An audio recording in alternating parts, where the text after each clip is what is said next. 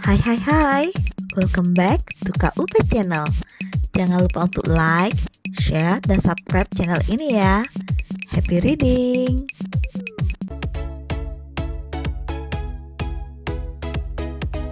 You Are Mine, bab 12, Azura in Mission. Astaga, apa yang kau masukkan ke dalam minumannya, Azura? Tanya Claire terlihat panik saat melihat Tuan Finlay mulai teler dengan air liur yang keluar dari mulutnya. Kau tenang saja, Claire. Ini hanya efek sampingnya. Sebentar lagi dia akan sadar dan langsung menyerangmu. Dan saat itu terjadi, aku akan merekamnya dari jauh. Kau siap-siap saja dan berteriaklah yang kuat. Kau paham? Ujar Azura pada Claire. Benar, ini tidak apa-apa, Azura. Dari mana kau mendapatkan obat ini? Tanya Claire. Sudah, jangan tanya aku dapat dari mana obat ini. Kau memintaku untuk mencarikan obat perangsang untuk si tua bangka ini, kan?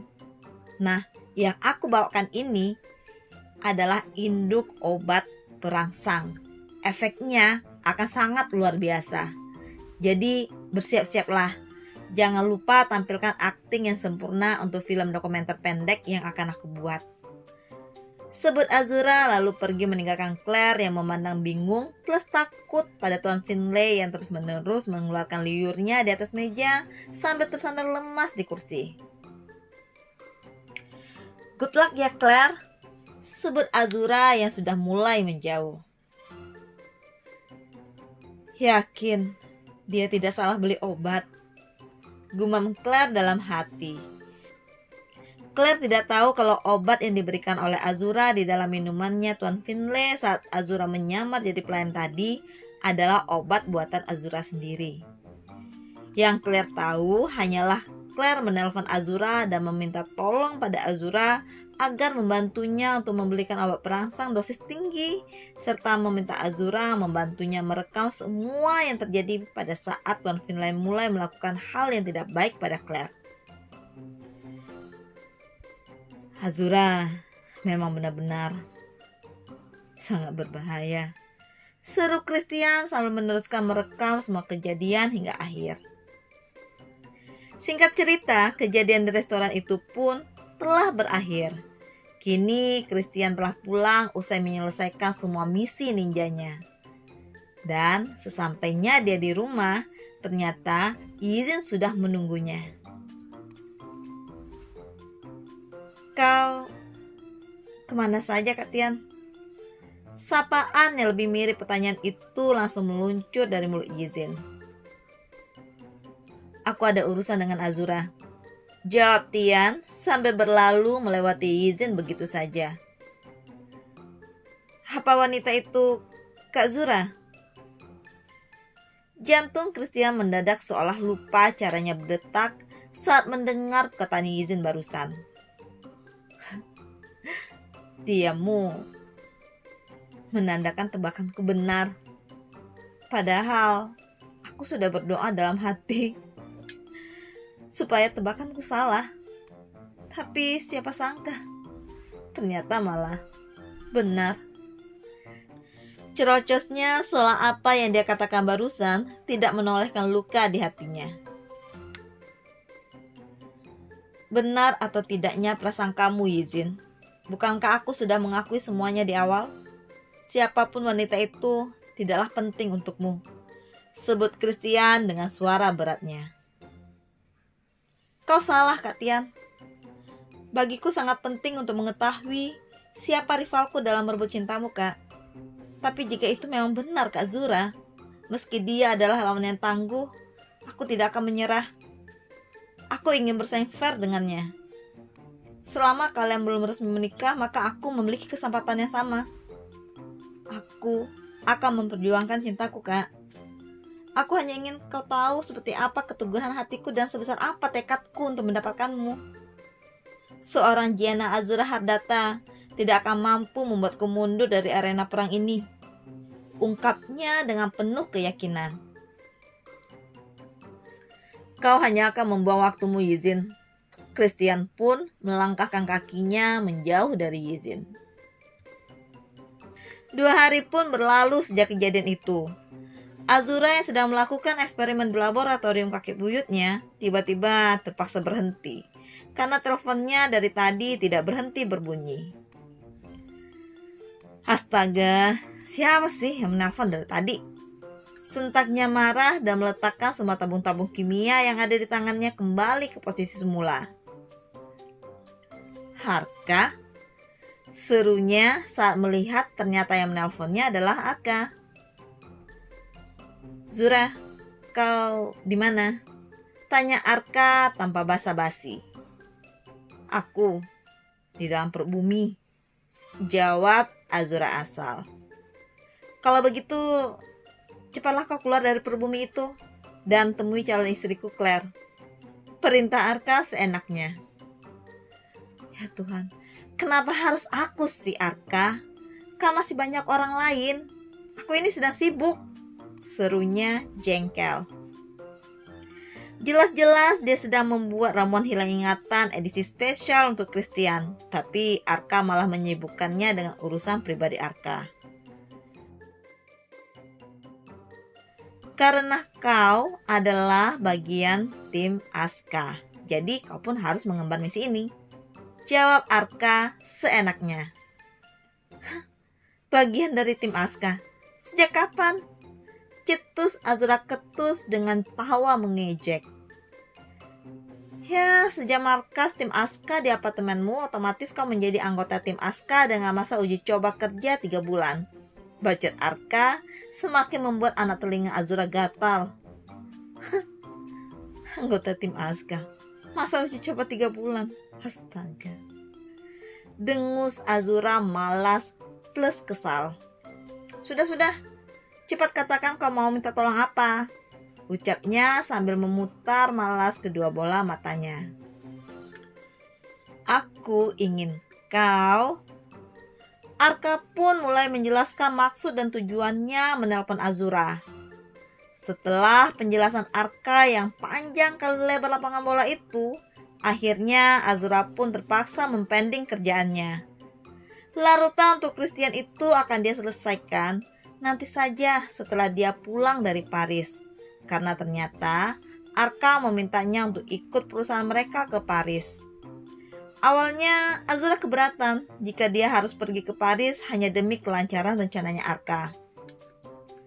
Tapi setelah Azura timbang-timbang dengan sesama, kalau dia benar-benar pergi ke Paris, bukankah itu juga adalah hal yang bagus? Dia tidak harus bertemu dengan Christian minimal, ya untuk beberapa hari ke depan lah. Sehingga jatah 30 hari Christian pun terbuang begitu saja. Baiklah Arka, aku akan menemui Claire, ucapnya kemudian. Singkirkan wajah betemu itu, bukan aku yang memaksamu untuk ikut Zura. Tapi papa, semua orang akan ke Paris. Jadi kau pun harus ikut ke Paris. Papa khawatir kau berbuat gila jika ditinggal sendirian di Jakarta, ucap Arka dengan gampangnya.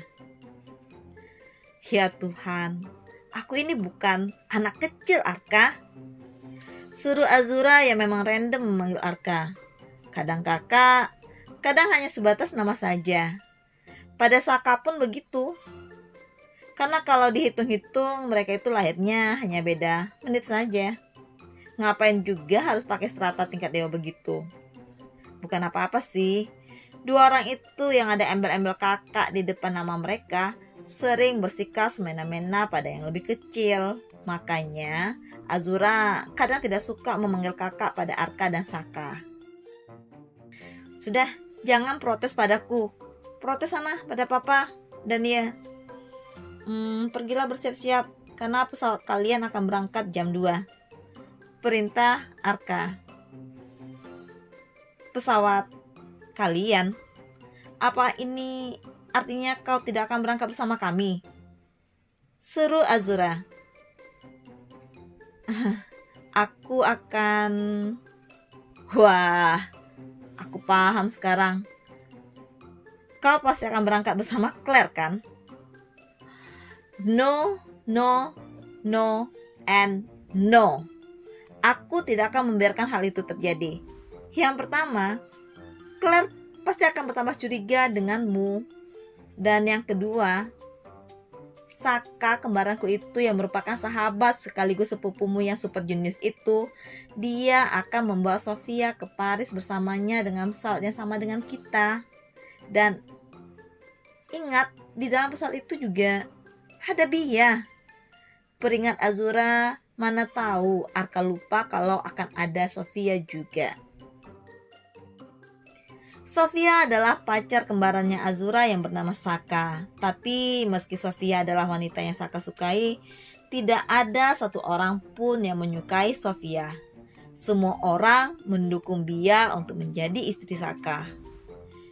Bia adalah anak dari kembarannya Mama Lea.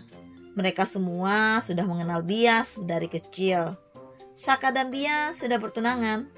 Tapi apa mau dikata, Saka dengan otak udangnya malah pacaran dengan Sofia.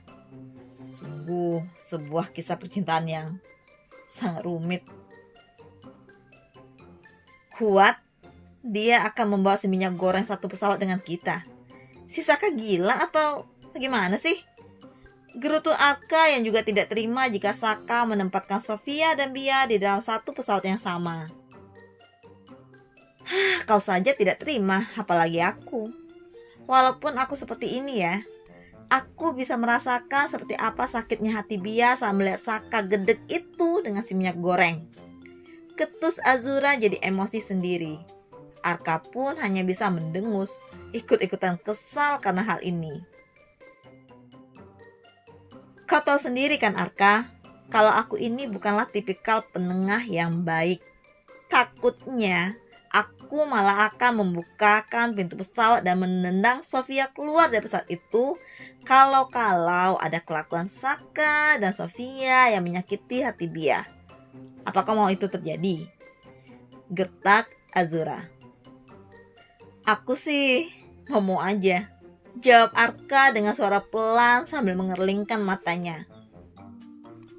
Tapi apa kau sanggup menghadapi amukan Saka?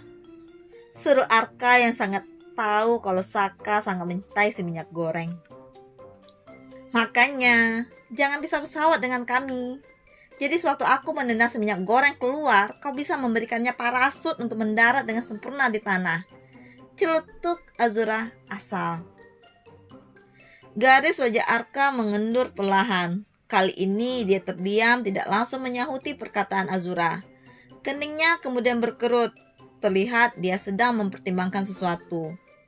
Arka mendengus sambil terlihat berpikir. Arka benar-benar berada di dua keputusan yang sulit dia ambil.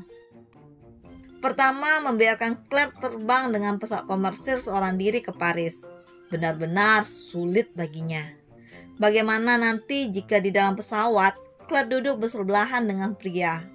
Lalu mereka ngobrol sepanjang perjalanan Jakarta-Paris. Itu bukanlah perjalanan yang singkat. Bisa-bisa keluar dari pesawat mereka malah sudah ikrar janji setia. Arka bisa nangis darah karenanya. Yang kedua, Arka tidak mungkin membiarkan terjadinya perang saudara. Benar yang dikatakan oleh Azura. Dengan adanya Sofia di sana, maka hawa dingin di dalam pesawat itu sudah pasti berubah menjadi panas. Arka jadi pusing sendiri. Padahal awalnya dia sudah sangat yakin untuk mengikuti Claire secara diam-diam dengan menjadi salah satu penumpang di pesawat itu. Tapi kalau seperti ini, dia harus memikirkan matang-matang lagi. Sudah, jangan terlalu banyak berpikir. Kau tetap saja ikut bersama kami. Aku tidak bisa sendirian, Arka. No, aku tidak bisa. Titik. Tegas Azura. Baiklah, aku akan ikut pesawat kalian. Ketus Arka yang terpaksa ikut dengan pesawat pribadi milik keluarga mereka. Nah, itu baru keputusan yang benar. Baiklah, aku akan pergi menemui Claire. Bye Arka. Singkat cerita, Azura pun pergi menemui Claire yang sudah 2 hari ini tidak dia tanya kabarnya. Padahal terakhir mereka bertemu, ada hal besar yang mereka lakukan bersama.